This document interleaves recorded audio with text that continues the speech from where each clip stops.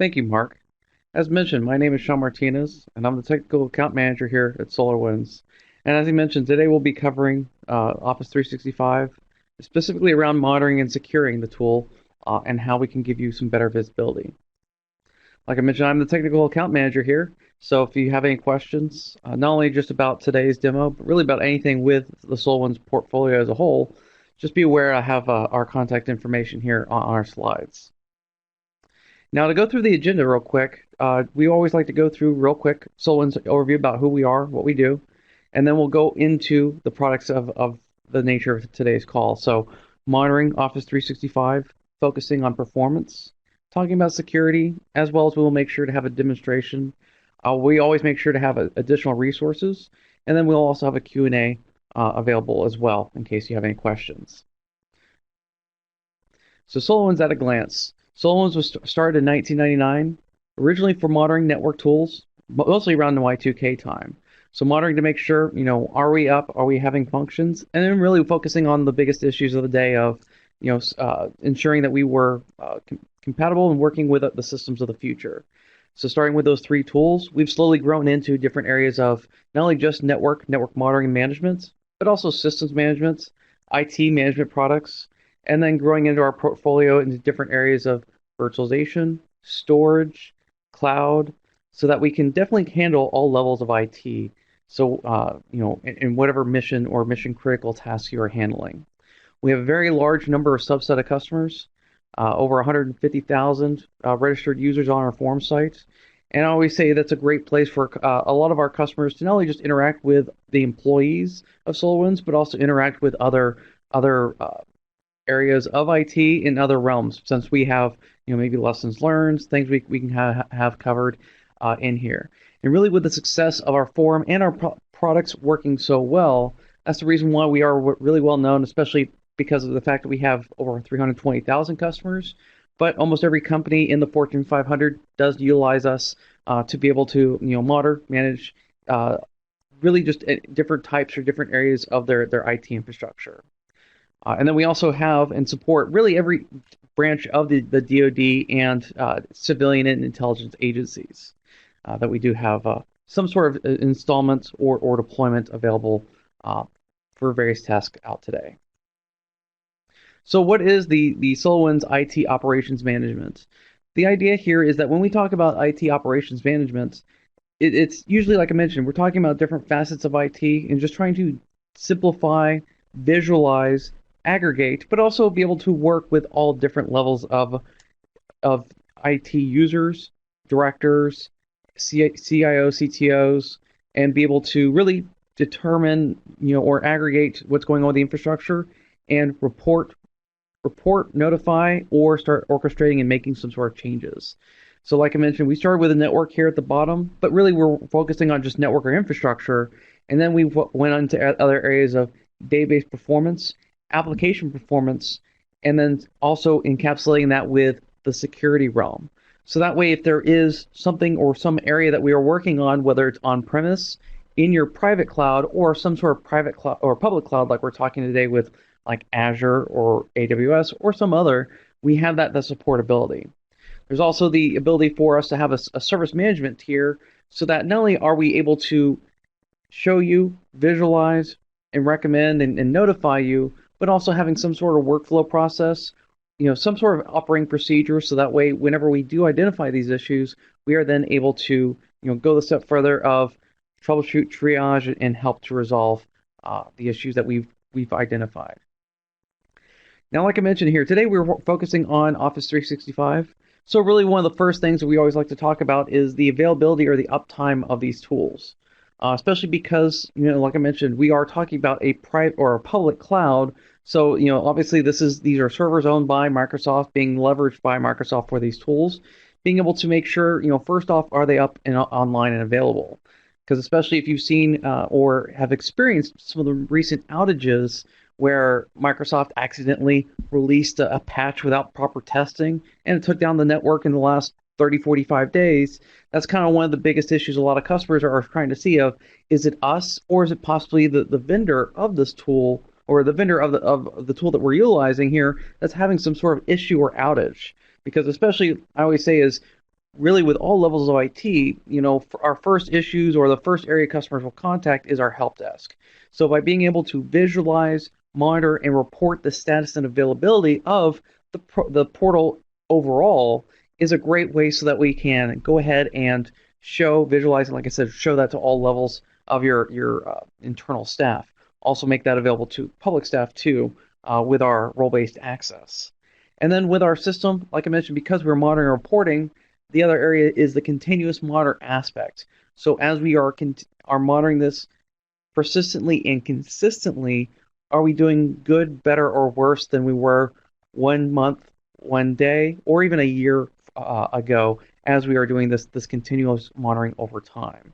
And then we also have, like I mentioned, the service line agreement, so we can actually define a warning or critical threshold. So that way, if it's not just a complete outage, but maybe we have a contract, or we know we need to have a certain level of service for users before they start calling in saying, hey, I'm having accessibility issues, maybe sending an email through my phone, or I've tried to bring up the Outlook, and because of that, it hung at the loading screen, but I'm not able to see anything in the system. So by being able to see and make sure if there's an outage or issue with the availability, we can go ahead and get that as a first quick glance or reportable view. The next area is monitoring or leveraging, not only just the availability of the tool overall, but really the availability of the accounts or the accessibility of the different systems. Because especially when we talk about, email, it's very easy where we run into issues of we have users that might be in the infrastructure or been utilizing our mail infrastructure for years, if not decades. So we have a lot of issues. Sometimes we'll run into mailboxes that have grown exponentially large. Maybe those people have recently retired or moved away or has some sort of change. So those mailboxes have been inactive, but they're still consuming a lot of storage space. Like I mentioned, especially with the mobile devices, making sure that are they able to access their storage? They're able to access their mail, so that, and also not only just their mail, but also maybe mail groups, distribution lists. So that way, if there is some sort of crosstalk between different people or different groups, they still have that accessibility. We can see, is there any issues with the system performance? And once again, with this continuous monitoring, we'll be automatically monitoring. And then whenever we do see maybe a certain jump of lack of availability or some sort of issue occur, we can go ahead and denote to you, hey, there's maybe an issue we might need to look further into by generating those alert notifications.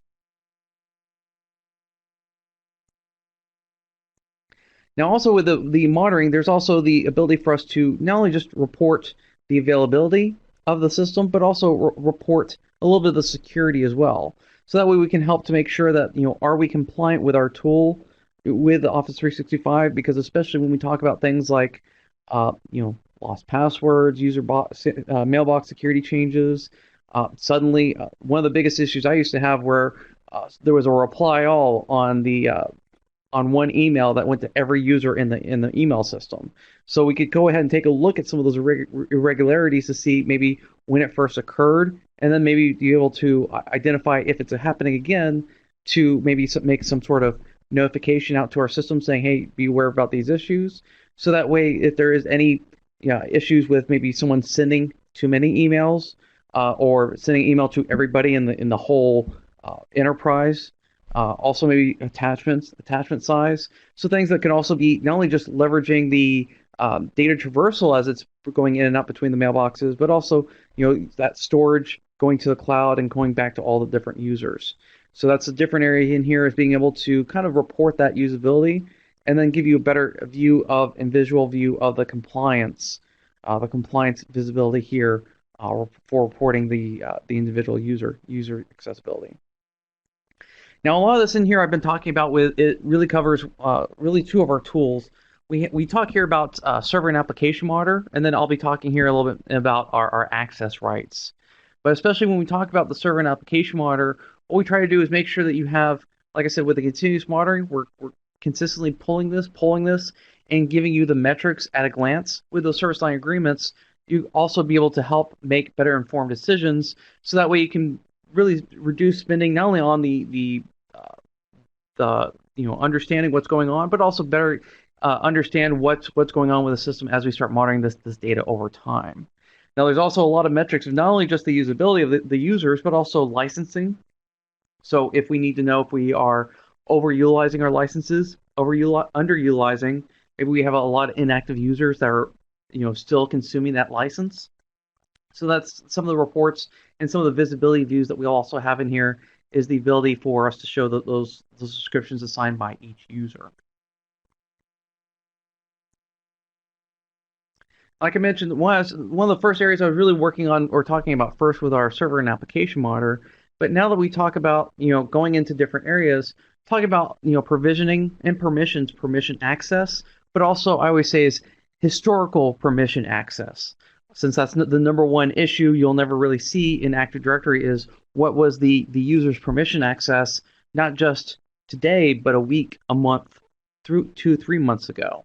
So with the Access Rights Manager, that's one of its most powerful areas in here is being able to scan our SharePoint, our Office 365 different systems, taking a look at each user, taking a look at their permissions, and then keeping all that data stored in our database so that way if we do need to take a look at maybe currently right now, or if we need to see what that user had permission or permission access to maybe that days or weeks ago, we can then go and take a look at that permission access. So like I mentioned, if there's a SharePoint, maybe they've created a ticket because they have a very specific report they need to submit into SharePoint, and they've been doing this for months, if not years. And then suddenly there's some sort of permission issue. So with Access Rights Manager, instead of just having the help desk person just arbitrarily giving access to that area or aspect of SharePoint, maybe we go ahead and run a report to take a look at maybe what might have changed as it relates to the user. Maybe we made the change because we used to have it individually set by users, and then we're going into a more dynamic, group assignments. So that as those, so if there's some sort of issue here, we can see maybe they're not really supposed to be accessing this area, maybe something under something else. And that's a really great thing in here is being able to visualize the historical, but then also being able to create and provision and deprovision accounts or systems as we need to.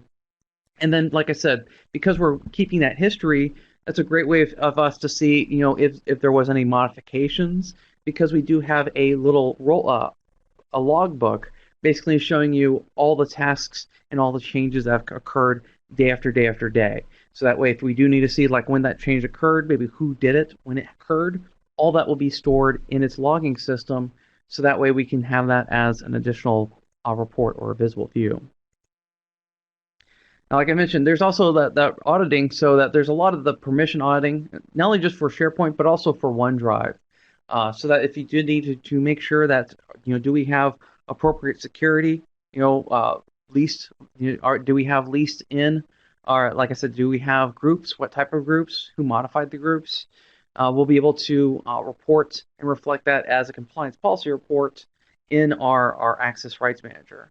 And then, like I said, same thing for SharePoint, so user access, and that way it's a great compliance tool to make sure that, do the appropriate people have the appropriate read privileges, view privileges, read write, or full access, especially as they're doing their standard tasks day after day.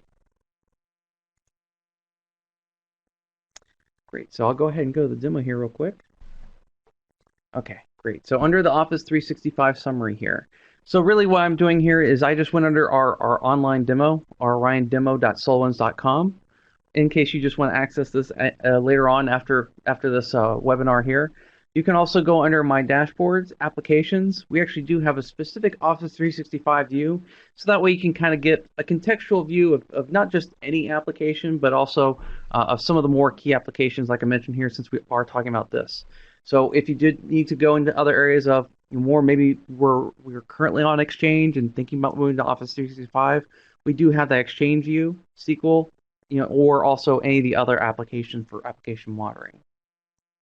But like I mentioned, with the Office 365, like I mentioned, that we've created this so that as we're monitoring, maybe we're monitoring the connection, monitoring the Exchange mailboxes, monitoring maybe some of the permissions of the systems, and also maybe accessing, looking at Teams to see number of calls or number of meetings that are currently going on, and then also taking a look at this continuously.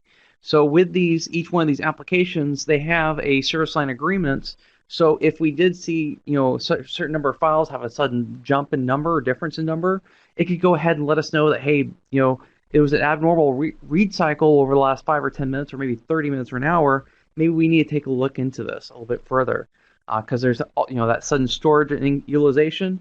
Now we're suddenly having to maybe we also there's other areas that are modifications that might be happening in the infrastructure. Similar for Teams, so if there's things for calls, meetings, and also looking at the daily number of users that are actually accessing the system, and it's actually able to report to us kind of really the front end or how the end user is actually kind of accessing each tool or each view in here. Now it's also not just monitoring and reporting to us as a red-green view, as it up or down, but also giving you a different ways of visualizing the data. So whether it is a red, green, red, yellow, green, are we having issues? Maybe we need to look at the more statistical nature of the system, or do we need to more visually map it in here? So that's also one of the other areas that we have in our Office 365 is the ability for us to go into what we call a performance stack or performance analysis. So let's say that we were focusing on the individual details of here we're looking at transactions and response time, but then we need to overlay different areas or other systems. You're not limited to just that one system we're looking at. So one of the things that we could do is maybe focus on different filters, set different filters for systems, drag and drop it into the application, and then have it in here for a real quick view for that historical monitoring. What's nice about this performance stack analysis report is, like you saw before I clicked on it, is that whenever you do save these then become available as a widget resource, which then you can then leverage and utilize on your dashboard page. So let's say that here we need not just the last 12 hours, but a lot of customers like to do like last 24 or last 7 days. So they can kind of see, day after day, what's the heartbeat of the network. If there's an abnormal jump, they can go ahead and jump into that specific area or specific view. Now, this also gives us the ability for us to overlay also our alerts and our events. So if there are any alerts or events that are also generated, that's one of the capabilities that we have here in the performance analysis, is that I just added events with that jump in here and that response time. I'll go ahead and click on that and just focus on this short time period in here. And now we're looking at the individual events that might have been generated at that time. Same thing for alerts. I go ahead and click on that one to then see what alert might have been generated here. Or here it looks like we had some sort of other issue previously. So I could go ahead and jump over to this one to see a little bit more about what type of alerts were generated. And then there are also going to be links back taking us into the alert in detail. So now we're not only just looking at just the performance data, but we're overlaying those events and those alerts. So now I can see, okay, there was an alert that was generated. Let's go to that alert in detail. Here we can see that the alert was triggered. In fact, it's still triggered right now, so we know it's still happening. But then what were the events or the tasks that were done when this alert was triggered or continuously re-triggered because the alert has persisted for so long? Now, there's also a lot of other details in here too. So if there's other areas of other devices or other aspects, systems that are also having similar problems, we're actually going to show is that having an outage issue and a link to each system. And then also this is a great view here to see how many times this alert for certain objects have triggered previously. It's very common for customers to sometimes come to us saying, I had an alert that's flapping or it's generating an alert maybe every 30 minutes or something and resetting after 5 minutes. So maybe some of the things that we can do in here is take a look to see, yes, it was triggered, but it was only triggered for a very short time. So one of the things that you can actually do is go into the alerts, and under the trigger conditions, you can actually customize, so not only just change or modify the conditions, but also make sure that the condition must exist for a certain time period. And then when we talk about alert notifications, do we need to go ahead and send the event message to email a system externally, or what a lot of customers have been asking for recently is looking for the visibility out as it relates to or sending it to a chat system. So here I'm taking mine to Discord so that whenever an alert is triggered or generated, I'm not only just getting the alert, but also with our variables predefining and basically giving me a good pictorial view about the system when it went down. So where we're looking at those service line agreements, we can set it and define those warning critical thresholds. Here in the alert, it's automatically letting me know, was this last poll in one of those thresholds when it went down? Because that will give me a good contextual view, as well as a link to maybe the details page of that device, or that's actually going, this bomb link's actually going to a performance analysis report. So that's also one of the other areas a lot of customers like to do, is pre-generate these performance analysis reports, so that when the alert's triggered, I know I want to see these certain views or report here, for quick information. Now, like I mentioned with the views in here, so the performance analysis is one way of visualizing the system. There's also the newer map system that we also include in our Orion maps. So what we give you is the ability for you to drag and drop and visualize. So that way, in case we do need to show, here we have Azure Cloud in the background. One of the things that we can actually show is the connections and conditionally set the connections. So in case we do want to show the dependencies or we don't, you can turn on and turn off these functions as we need to.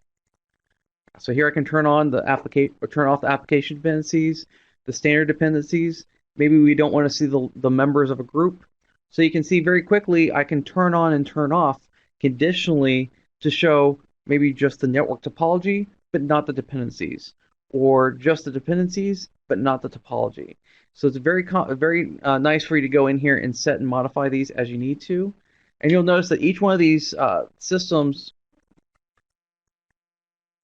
control here. So go ahead and you can select and customize all these systems. So in case we do want to do maybe some customization with these icons, we can utilize the standard icons that we ship with a product, but it's really easy for you to go and customize, maybe redefine the size of them. So if we need to go from 50 to 150, it's real easy. We can change or modify the text. So if we know that maybe we need to make sure that there is the caption of the name of the device, or we need to know maybe the CPU, there actually gives you the ability for you to search and find some systems in here. Here we're looking at a component, so we could maybe also report back, the status, or is it disabled, or some other, maybe also custom properties. You can also just type in anything on the bottom here, and it'll go ahead and start adding those to those fields in case you did want to have just something specific to the systems. Also, not only just visualizing these icons, you'll notice that they're showing us red, yellow, green, but then there's also the ability for us to show a little bit more in detail about like the icon. Maybe we want to change it based upon the status. So I only want you to show me the standard icon unless maybe it's in a warning or critical or outage or down. That's one of the things you can do in here, is conditionally go and set up these rules. And you're not really limited to just the ones that we ship out of the box. You can go click on the browse and bring in your own icons. So that way you can really make this your own and customize this so that not just you, but really everybody in the room understands a little bit more about what's going on with these systems. There's also different shapes, so I always like to denote different shapes of my systems. So here maybe I'm doing hexagon for my components. Maybe my network devices, I'm doing the circles. You can use square or rectangle. So you can actually have different ones. And there's also different colors or backgrounds that we can also utilize for the individual devices or for the map overall too, here as a system. Also background. So in case we do have a certain background that we know we like to utilize, you can actually have those saved in here. Or just browse and add it into the system on demand to utilize that background view.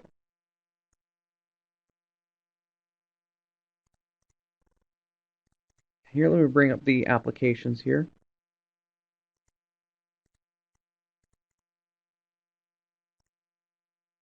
Here. Okay. So the first one I brought up in here is the Microsoft Teams. Like I mentioned, these are just some of the default templates that we have. And this kind of I always say this, one of the things that we try to do is we try to be flexible in our accessibility. So some of the things that we do are best practices, but you can see here that these are PowerShell scripts. So if there are any additional scripts that you want to run, you do have the ability to customize and pull back additional metrics if you need to. So like I said, there are some ones that we do ship with the product, so, but you can customize. So maybe we don't want to look at number of calls, but maybe number of concurrent calls. You can do so. Chat messages. We can take a look at and report all these metrics. And that's the idea in here, so that whenever we do see a problem or an issue, we can also always report back a little bit more detail, not only just the statistic, but also report a message as well. That's actually one of the flexible features with all of our scripts, is that you're able to report maybe a number or some sort of information, so we know is it up, down, or warning, and also a message, or contextual information to help understand how we get to that in case you need to really fill in all levels of IT to understand why are we seeing a certain metric or issue here as it relates to maybe the number of current calls that are currently happening in the system. In fact, that's why when I clicked on the ones in here, that's one of the things that we actually include in our settings view is the description of each one of these component checks that we include with our default templates. So if you're not sure about what some of our default templates are, I always say you can very freely edit the application template or go into the component view in detail, and we'll always show you what all of our default templates are going to include with the system as you're taking a look at all these metrics.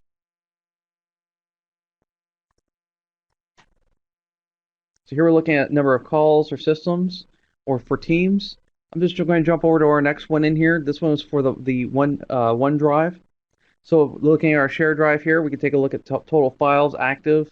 Like I mentioned, by taking a look at the system and the metrics, we're doing this continuously. So if we need to look at if there's a certain jump or delta between the previous poll, we can then go ahead and generate to say, hey, this is an issue or a possible issue, especially if it's persisted for a while, to then generate that notification or that whenever there's a problem. One of the other areas that we also try to include in here too is a application stack view. So if there are other applications, maybe we're monitoring other systems, other groups, and we want to combine those systems, that's actually one of the things that we include here with this application stack view, is the capability so that way you can really jump between these different levels and still be able to click back to the system for a little bit more detail. So here I clicked on the group for Office 365. So the group is actually looking at all the various applications and then letting us know that, hey, this one lab or this one system is in warning. So we can go to that one area or that one application, or that system, to look a little bit more in detail to see what's going on, what's the current issue or outage. One of the other applications here we also have is the mobile devices. So like I said, more PowerShell scripts, so we can check for devices are active, inactive. So you can take a look at some of their states, report that back as an issue. And then there's also the mailbox detail view. So we could look at active users, how many people are over their quota, and also looking at their mailbox size, and also maybe if we start seeing a lot of forwarded messages, maybe that's a possible exfiltration event. So we can actually see, monitor that component, and then if it suddenly jumps up very quickly, take a look to see what mailboxes or what users were having some of those doing some of those actions. Here, this one's a little bit more of Azure, but I always like to mention, usually when customers have Office 365, they also are already looking at or already utilizing Azure or AWS or some sort of other cloud, public cloud function. And so that's really what you have in here with the Server and Application Monitor, is that capability of monitoring those other applications or those other servers and systems, and being able to also bring that back here into the similar application product review.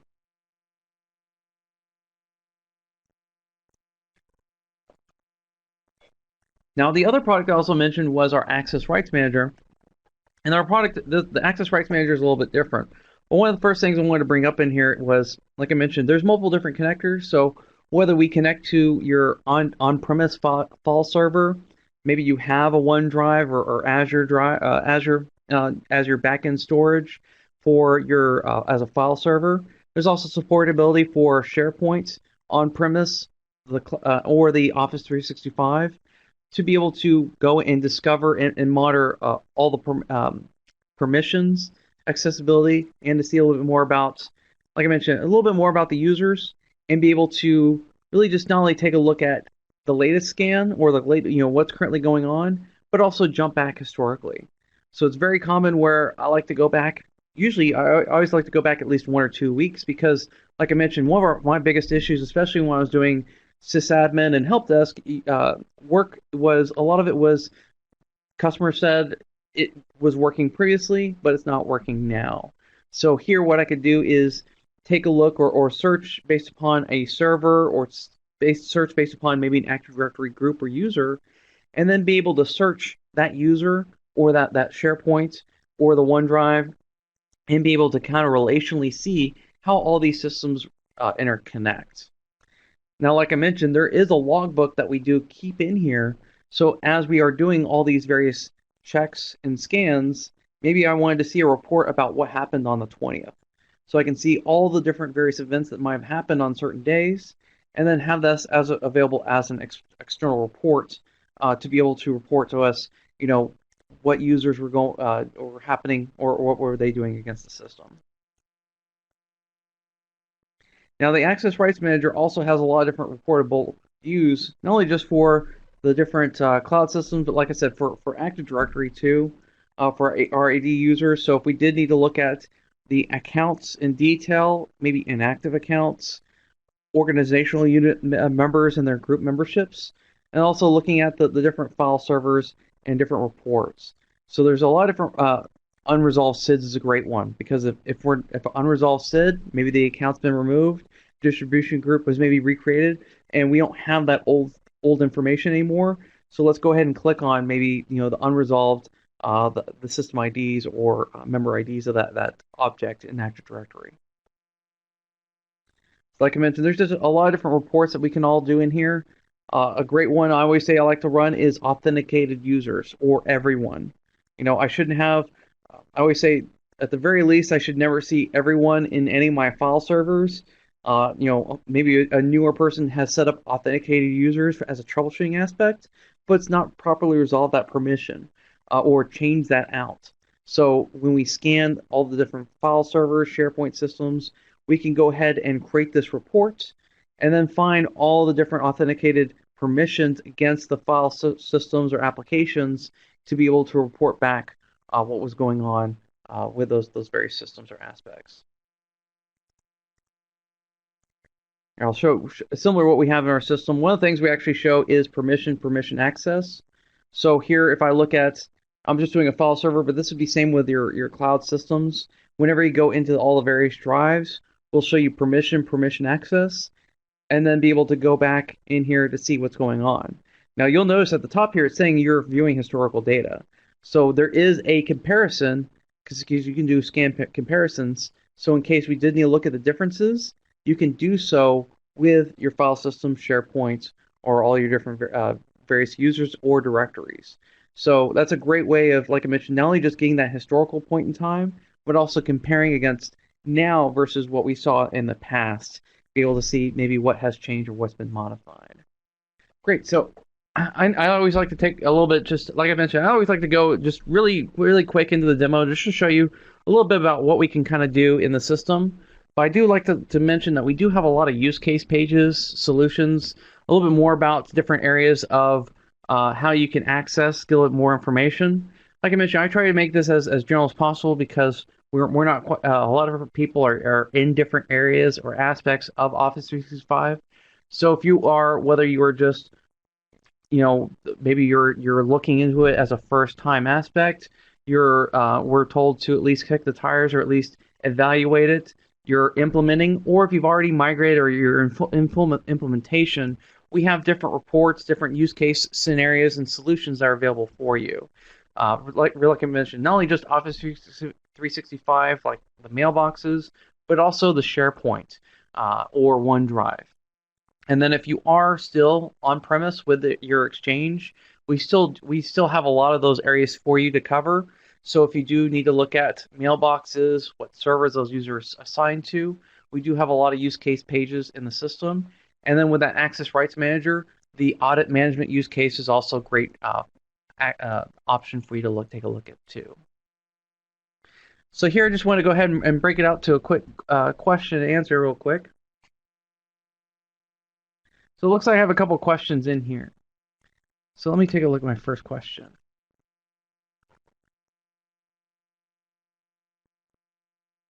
So the first question is, I know that Office 365 is in a subscription base.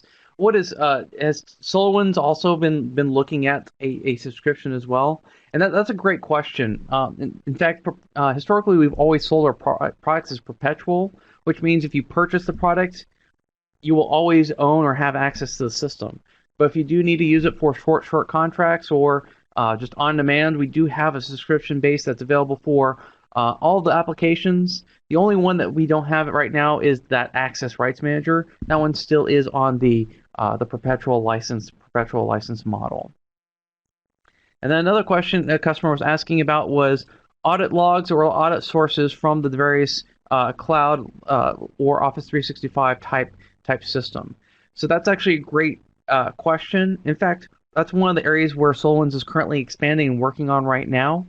One of the things I always like to say is, if you go to our forum site, thwack.solwinds.com, you'll notice that in there uh, we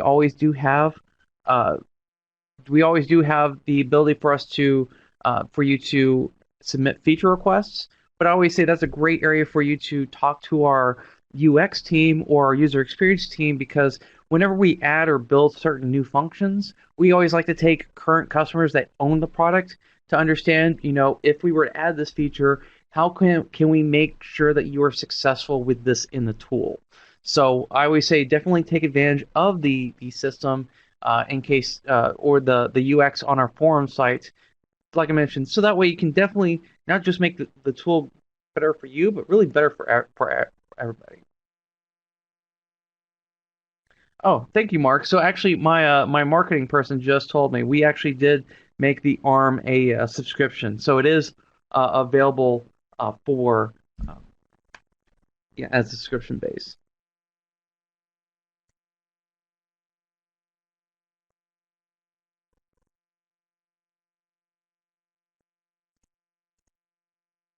Great. So, like I mentioned, I just wanted to thank everybody for coming today. If you do have any additional questions, I will, like I mentioned, I'm the technical account manager, so contacts in our presentation. Also, if you would like to do a more extended demo, just let us know, and we can always go more depth or detail. I always like to do this, especially with each customer, because each customer does have a different role or function or area of responsibility.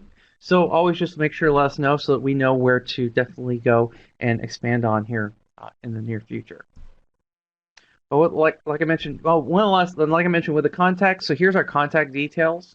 If you do need to, whether it's call, email, like I mentioned, we can definitely schedule an online demo. There's also full evaluations of everything you saw today. So in case you do need to, if you would like to not only just look at this, but test it in-house, we have a lot of customers where a lot of their tests become productions. So that's one of the nice features of our products is that if you do need to evaluate and you do want to turn it into production, it's just a quick key application to be able to apply that into our systems. And I hope everyone has a great day. Thanks.